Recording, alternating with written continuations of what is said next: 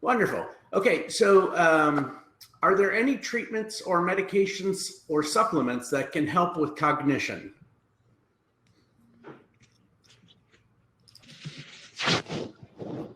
Anyone want to take that one? Yeah, it's a really good question. We talk about this a lot. Can you hear me, Eric? Okay. Yes. Yeah, I mean, it's we grapple with this for the concussion, a lot, in terms of these kids and young adults. There's no clear evidence is the problem. We have a lot of nutritionists now on these sports teams to try to keep the brain safer in some way, but it's really, we don't know. I can't really say that there's something specific I would do, except, you got to make sure you eat a well-balanced meal. You have to get all your normal vitamins and normal things. There's some other interesting research going on, but it's really not ready for prime time to say, okay, you need to take this. That's the holy grail, right? How to improve your cognition. So I don't know if others feel differently. Okay. What are the best non-surgical treatments for fatigue besides exercise and pacing, etc.?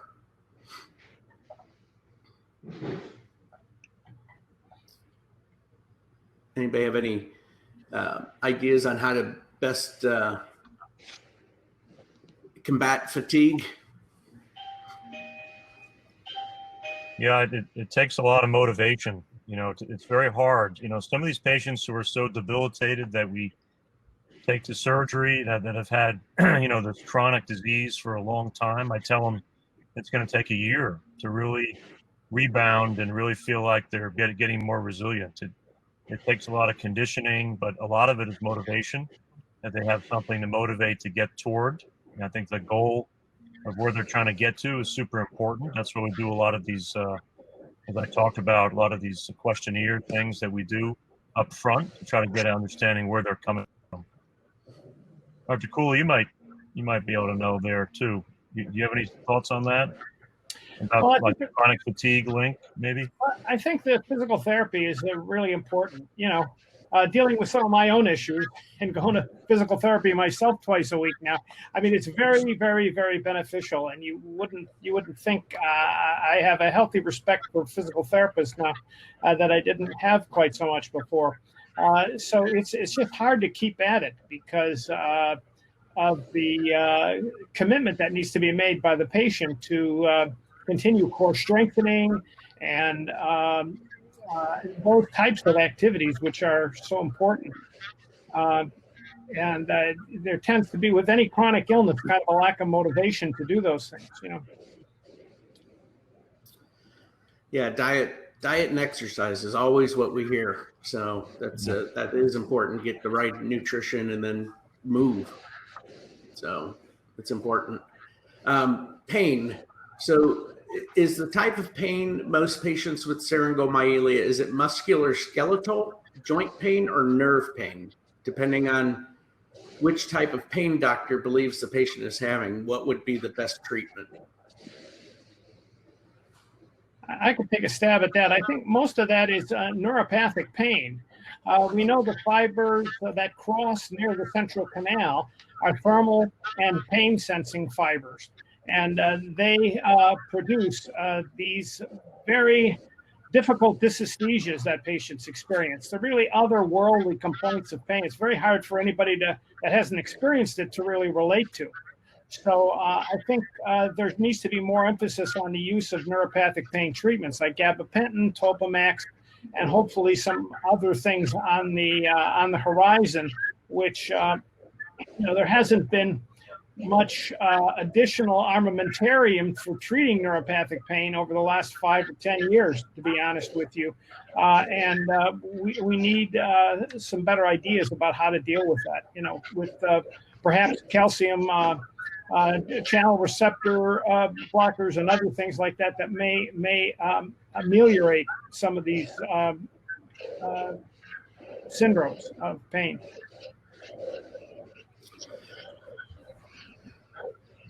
Why does the barometric pressure produce horrific headaches and severe nausea? And right along with that, why does heat affect a person with Chiari? what could be causing the pressure in the neck, maybe the ears, resulting in bad headaches. So heat and barometric pressure, how are those tied into how we are experiencing it and understanding pain? Yeah, Well, that's go ahead.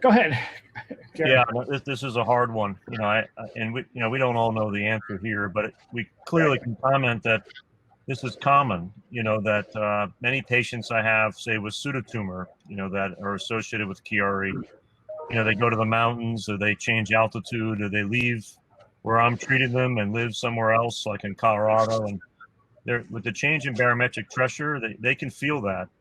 They also can feel when storms are coming, when the pressure drops, and they get headaches. Change is not good for them. Just like flying on an airplane, they have trouble with that, with the pressurization, but then it calms down. I would say it's not unsafe, but can make you feel pretty bad. Roger, sorry. Yeah, I was just going to comment that commercial aircraft are pressurized to about 9,000 feet, I think. But there's it is a little bit less in the jumbo jets that go transcontinental. Sometimes the pressures are a little bit higher. So there's not much reported about that, and I don't know how much we know about how often standards are adhered to. But most patients don't necessarily get headache with airplane travel. But I've had patients experience going over like the Rocky Mountain or passes and stuff like that, where they will have increase in headache. On the East Coast, you really can't travel any place that gets higher than about 6,000 feet. But certainly on the West Coast, there are areas where you can get, a good bit higher than that, over 9,000 to 12,000 feet, in the Rocky Mountains and the Sierra Nevadas. So I think we need more information about that. Patient experience would be interesting to know. But clearly, there's well-described issues with mountain sickness. When people, experience mountain climbers go up and they spend a month or two, at the staging areas to acclimatize themselves to the low pressure, which has effects not only on intracranial pressure, but also on oxygen transport, and the amount of, the blood gets thicker and to improve oxygen transport. So, the folks that live in the Andes are automatically acclimatized to this, but most of us land-based and Eastern Seaboard patients certainly aren't. So that's something that we should maybe explore a little bit more. But I always caution patients that if they're having problems with that, it's likely to be some explanation for it. Interesting. Anybody comment on what causes the unrelenting fatigue with Chiari and Syringomyelia?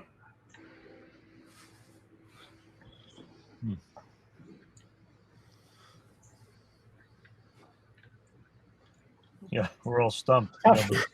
Question. I wish we knew something more about fatigue, because it's really a question of what that is all about. I can relate that to a personal experience. When I was in medical school, I developed infectious mono. And I remember at one point in a lab, I actually laid down on the floor. I didn't really feel I could stand up and move. And it was the most incredible experience. And I still, having gone through that, and I was sick for a matter of a few weeks and got through it. But you couldn't understand why, that can be an overwhelming experience that I had myself. And I clearly wonder, we don't have any measurement. There's no blood test for fatigue. There's no, measure for it. And it would be interesting if we had a handle on that in some way, whether it's got to do with cytokines or other things. Now that we're really interested in all this COVID-related stuff and fatigue and things like that are associated with some of these, interleukin agents and that may be involved in some of this. We just don't understand very much. It's really a black hole, you know? Yeah, I think the chronic fatigue syndrome literature, you know, it's been pretty dirty over the years. It's been very hard to understand, you know, if there's a specific biomarker. They have gotten a lot better lately. There are some more specific things they could do through, they're looking at blood and spinal fluid. But there's relationship of chronic fatigue to Chiari, that's another loose relationship that previously was thought to be more direct, but that's not, you know, a direct link at all. The only thing I'll say is CSF pressure. You know, I have seen this with our endocrine colleagues. You know, neuroendocrine, you know, can affect the cortisol axis. So you do have to be careful sometimes with elevated CSF pressures and looking at fasting cortisol, thyroid, things like that. You want to get your basic endocrine tests to make sure you don't have some other issue, you know, going on. That's an important point. You know, we don't want to miss some of the obvious things, you know. Not obvious things really, but should be looked at, you know. Dr. Grant, do you know the difference between depression? How do you know the difference between depression and real pain surgery failure?